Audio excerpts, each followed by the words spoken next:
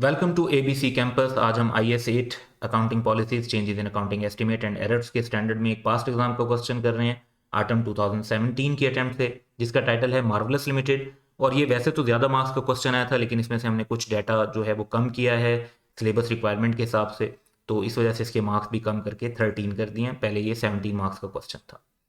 तो क्वेश्चन का डाटा ये है कि following information has been extracted from the draft financial statement of marvellous limited for the year ended 30 June 2017। Statement of financial position में हमें property plant equipment और retain earning given है, और स्टेटमेंट ऑफ प्रॉफिट और loss के अंदर हमें profit की फिगर गिवन है। उसके बाद दो इश्यूज आइडेंटिफाई हुए में। एक ये है कि it was identified that ML had incorrectly charged 36.75 million as maintenance expense incurred on installation of the plant. The plant was available for use on 1st July 2014 and had been depreciated on straight line basis over a useful life of 4 years. तो हमने maintenance expense charge कर दिया, जबकि वो plant की installation पे लगा था, तो प्लांट में कैपिटलाइज होना चाहिए था। तो इस एरर का इफेक्ट काफ़ी ज़्यादा होगा कि हमें एक तो जो है अमाउंट कैपिटलाइज करनी होगी, और उसका फिर डेप्रिसिएशन का इफेक्ट भी हर साल में कंसीडर करना होगा। तो ये एक एरर है। सेकेंड है कि in view of significant change in the expected pattern of economic benefits from an item of equipment, it has been decided to change the depreciation method from reducing balance to straight line. तो यहाँ पर depreciation method का change है, जो कि estimate का change होता है। The equipment was purchased on 1st July 2015 at a cost of 80 million, having estimated useful life of 5 years and residual value of 16 million. Depreciation at the rate of 27.5% on reducing balance method is included in the above draft financial statements. तो already जो है आपका जो depreciation method चल रहा था वो reducing balance था, उससे अब आपने स्ट्रेट लाइन पर आना है, क्योंकि आपका जो पैटर्न ऑफ इकोनॉमिक बेनिफिट्स है वो चेंज हो गया है। तो एस्टीमेट का चेंज करेंगे, तो इसको हम एस्टीमेट नोट कर लेते हैं। अब जो फर्दर पर्सपेक्टिव है उसमें हमें यह बताया हुआ है कि following balances pertain to ML's statement of financial position as on 30 June 2015।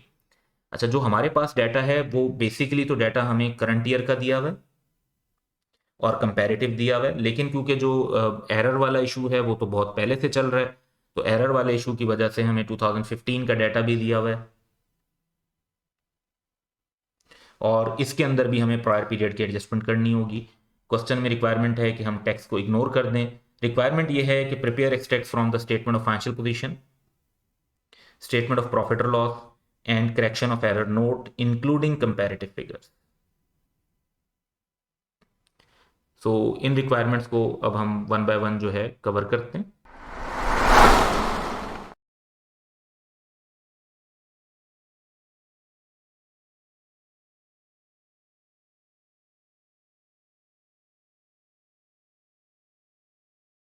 तो हम आंसर बनाएंगे।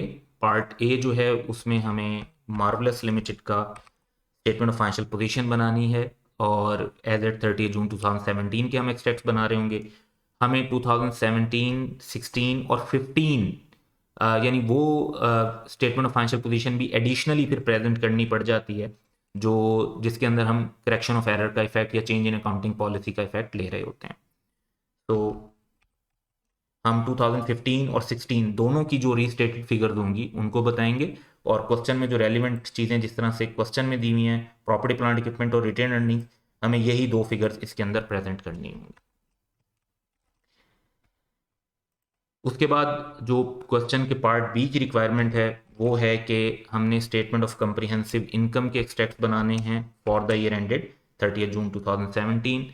अच्छा, इसमें हमारी जो रिक्वायरमेंट है वो सिर्फ 2017 और 16 की होगी, क्योंकि जो एक additional statement of financial position की रिक्वायरमेंट होती है, बाकी स्टेटमेंट्स एडिशनली बनाने की ज़रूरत नहीं होती, क्योंकि जो चेंज है वो फिर सिर्फ उसी स्टेटमेंट ऑफ फाइनेंशियल पोजीशन के बैलेंस में आ रहा होता है।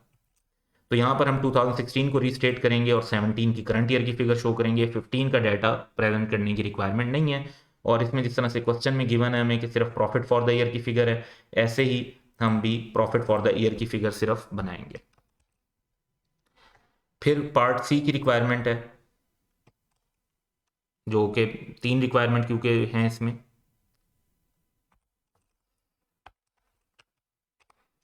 कि हमने notes to the financial statements के एक्सट्रैक्ट्स बनाने हैं, और जिस तरह हमने क्वेश्चन में आइडेंटिफाई किया कि एक चेंज इन एस्टिमेट है और एक करेक्शन ऑफ एरर है जिसको हमने कंसीडर करना है।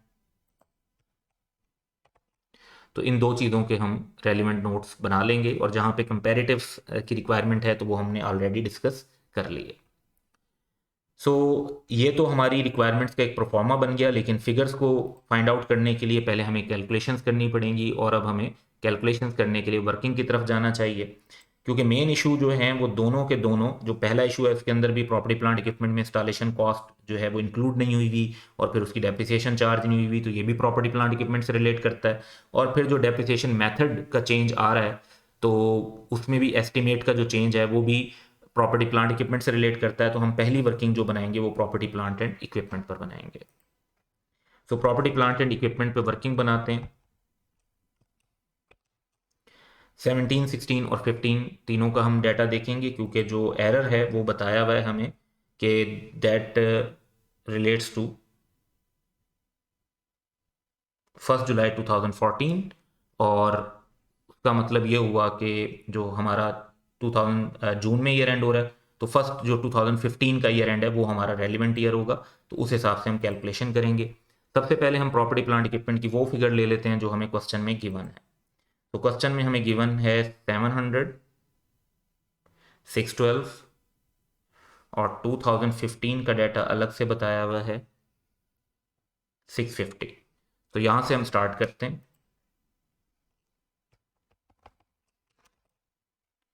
इसके बाद हमने इसमें करेक्शन ऑफ एरर का इफेक्ट लेना है। करेक्शन ऑफ एरर का इफेक्ट लें तो पहले तो हमें मेंटेनेंस कॉस्ट जो है उसको रिवर्स करेंगे, तो एसेट के अंदर उसे कैपिटलाइज होना चाहिए। अच्छा, वो अमाउंट गिवन है क्वेश्चन में,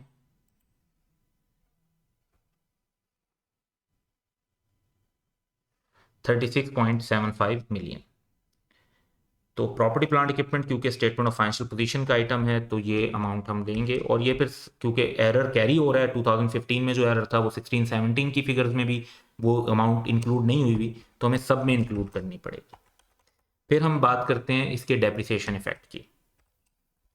तो डेप्रिसिएशन जो है वो जो लाइफ है वो देख लेते हैं कि कितनी है। यूजफुल लाइफ बताई हुई है कि 4 ईयर्स और स्ट्रेट लाइन बेसिस। तो 4 ईयर्स की बेस पर डेप्रिसिएशन चार्ज भी होनी चाहिए, जब अमाउंट हमने एसेट में इंक्लूड की है तो उसकी डेप्रिसिएशन भी आएगी। तो 4 ईयर्स की बेसिस पर एक साल की डेप्रिसिएशन बनती है 9.19।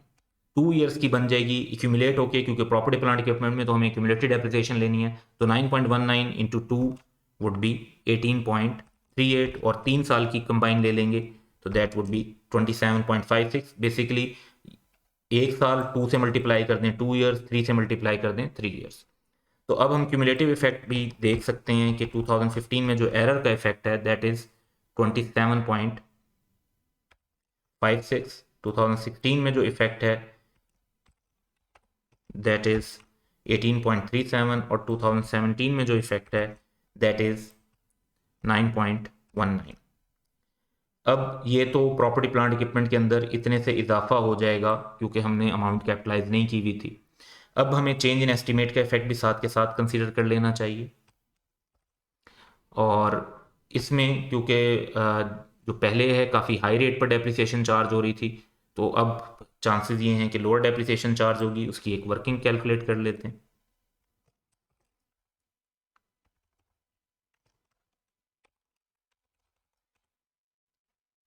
सो जिस एसेट का एस्टीमेट चेंज हुआ है उसकी डिटेल्स देखते हैं। कॉस्ट है उसकी 80 मिलियन, डेप्रिसिएशन उस पर पहले चार्ज हो रही थी 27.5% के हिसाब से, और अब जो है उस पर रेजिडुअल वैल्यू 16 मिलियन की, और एस्टिमेटेड लाइफ 5 ईयर्स की। तो एस्टिमेटेड लाइफ 5 ईयर्स में से जो रिमेनिंग लाइफ है वो तो 4 ईयर्स कंसीडर होगी, क्योंकि एक साल जो है वो गुजर चुका है, और हम अब जब डेप्रिसिएशन चार्ज करेंगे तो वो 4 ईयर्स को बेस बनाकर करेंगे। सबसे पहले हम लिखते हैं जी कॉस्ट। एसेट की कॉस्ट है 80 मिलियन, उस पर जो पुरानी एक्यूमुलेटेड डेप्रिसिएशन लास्ट ईयर में चार्ज हो चुकी है वो 27.5% के हिसाब से हुई होगी, दैट वुड बी 22, और इस तरीके से नेट बुक वैल्यू आ जाएगी। अब लास्ट ईयर की हम डेप्रिसिएशन को चेंज नहीं करेंगे, इस वजह से नहीं चेंज करेंगे क्योंकि अकाउंटिंग एस्टीमेट रिट्रोस्पेक्टिवली चेंज नहीं किया जाता। अब जब हम बात करते हैं कि जी हमें डेप्रिसिएशन का इफ़ेक्ट कैलकुलेट करना है, तो उसकी तरफ चलते हैं। तो प्रीवियस एस्टिमेट को अगर हम यूज़ करें तो रिड्यूसिंग बैलेंस मेथड था, तो 58 मिलियन पर हम यही 27.5% वाला रेट लगाएंगे, तो डेप्रिसिएशन वुड हैव बीन 15.95। लेकिन अब हमें रिवाइज्ड एस्टिमेट यूज़ करना है जिसमें हम स्ट्रेट लाइन बेसिस यूज़ करेंगे। तो स्ट्रेट लाइन बेसिस पर 58 की ये फिगर लेंगे, इसमें से रेजिडुअल वैल्यू 16 की लेस करेंगे और 4 ईयर्स जो रिमेनिंग लाइफ है, 5 ईयर्स क्वेश्चन में टोटल बताई हुई है, एक साल तो ऑलरेडी ये गुजर चुका था जिसकी डेप्रिसिएशन चार्ज हो चुकी है, तो रिमेनिंग 4 ईयर्स की बेस पर जो डेप्रिसिएशन चार्ज होगी दैट वुड बी 10.50, और हमारे पास डिफरेंस आ जाता है कि 5.45 से जो डेप्रिसिएशन है वो इस चेंज की वजह से डिक्रीज हो रही है। तो एस्टिमेट की वजह से हमारा लोअर डेप्रिसिएशन होगी, कम डेप्रिसिएशन की वजह से हमारा प्रॉपर्टी प्लांट इक्विपमेंट बढ़ जाएगा बाय 5.45। इसका इफेक्ट पिछले सालों में नहीं होगा क्योंकि ये चेंज इन एस्टिमेट है। अब हम बात करते हैं कि हमारा property plant equipment finally show कितने का होना चाहिए, तो 650 plus 27.56 that would be 677.56। Similarly 612 plus 18.37 630.37, 700 plus 9.19, और एस्टिमेट का इफेक्ट भी 5.45 714.64। ये तीनों फिगर्स हम एज इट इज जो है वो अपनी स्टेटमेंट ऑफ फाइनेंशियल पोजीशन में हम मेंशन कर सकते हैं। तो बेस्ड ऑन वर्किंग वन ये फिगर्स हमारी इनकॉर्पोरेट हो गई। अब दोबारा वर्किंग्स की तरफ चलते हैं और अब हमें कैलकुलेट करना है कि प्रॉफिट के ऊपर हमारा इफेक्ट क्या पड़ा। तो प्रॉफिट के ऊपर जो इफेक्ट पड़ा वो देखेंगे।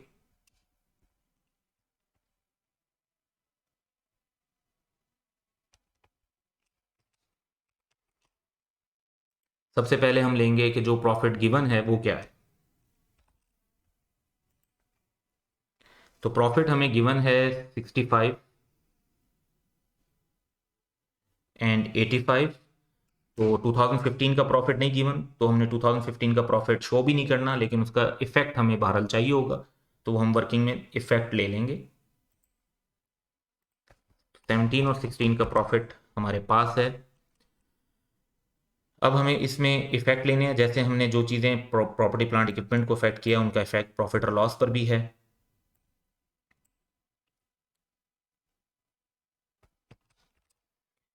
सो रिवर्सल ऑफ मेंटेनेंस एक्सपेंस जो है वो हुआ होगा हमारा 2015 में 36.75 का, और उस पर जो डेप्रिसिएशन का इम्पैक्ट आया वो 9.19 का हर साल में आया। तो डेप्रिसिएशन जब हर साल में चार्ज होगी तो प्रॉफिट इतने से कम होता जाएगा। लोअर डेप्रिसिएशन का इफेक्ट जो है वो हमें सिर्फ करंट ईयर में इनकॉर्पोरेट करना है क्योंकि ऑलरेडी हमने हायर अमाउंट वाली डेप्रिसिएशन रिकॉर्ड की हुई है। तो ये इम्पैक्ट जब हम ले लेंगे तो हमारे पास रिवाइज प्रॉफिट आ जाएगा। 2015 में हम सिर्फ नेट इफेक्ट कैलकुलेट कर पाएंगे क्योंकि हमारे पास प्रॉफिट की फिगर नहीं है, तो नेट इफेक्ट है 27.56।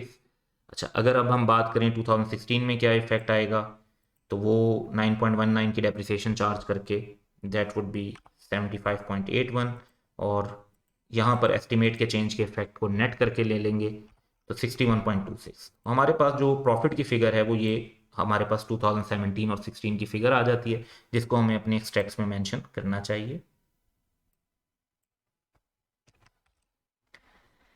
इसके बाद हम बात करते हैं, क्योंकि हमें रिटर्न अर्निंग की अमाउंट्स भी चाहिए, तो रिटर्न अर्निंग की अमाउंट्स के लिए हमें एक छोटी सी वर्किंग और करनी पड़ जाएगी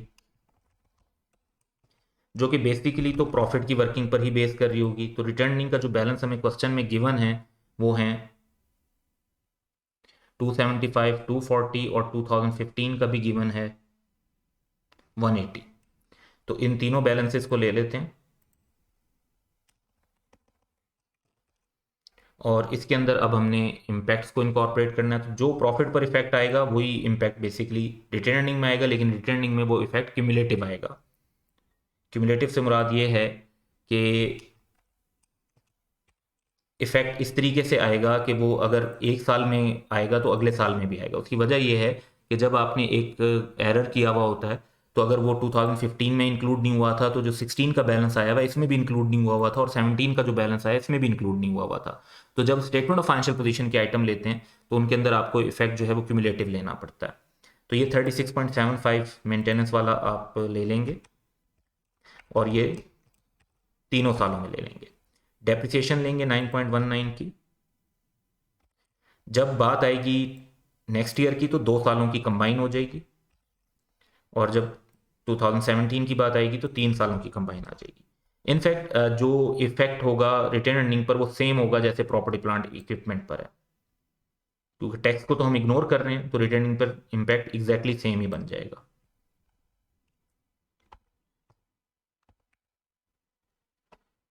चेंज इन एस्टिमेट का इफेक्ट भी ले लेते हैं, दैट इज 5.45। अब हम टोटल्स कर लेते हैं, करेक्शन ऑफ एरर के इफेक्ट, और फिर फाइनली टोटल।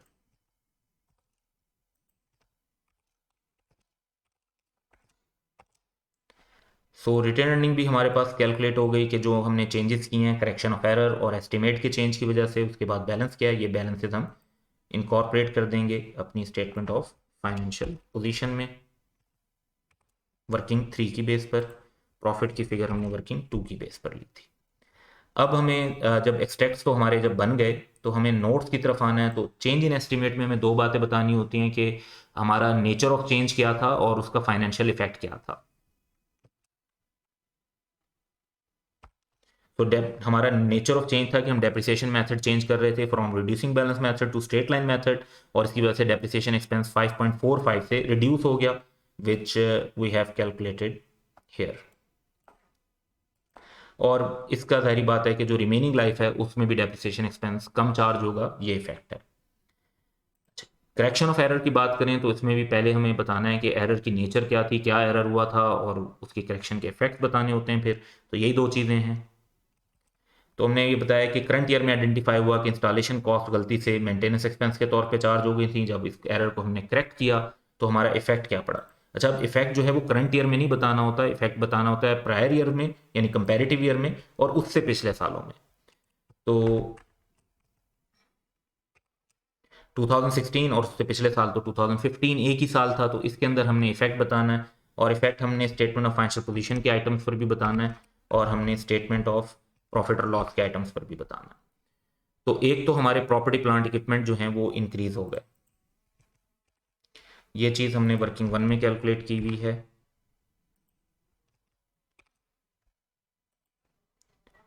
तो एरर का जो इफेक्ट है वो ये कैलकुलेट हुआ हुआ है कि प्रॉपर्टी प्लांट इक्विपमेंट पे क्या इफेक्ट पड़ा। तो एग्जैक्टली यही अमाउंट हमें जो मेंशन करनी है, लेकिन हमने कंपैरेटिव और प्रायर पीरियड सिर्फ इन फिगर्स को लेना है। इसके बाद रिटर्निंग पर क्या इफेक्ट पड़ा, ये हमें वर्किंग 3 से फिगर मिलेगी। तो वर्किंग 3 में भी रिटर्न अर्निंग है, तो कंपैरेटिव और प्रायर पीरियड सेम अमाउंट बनेगी।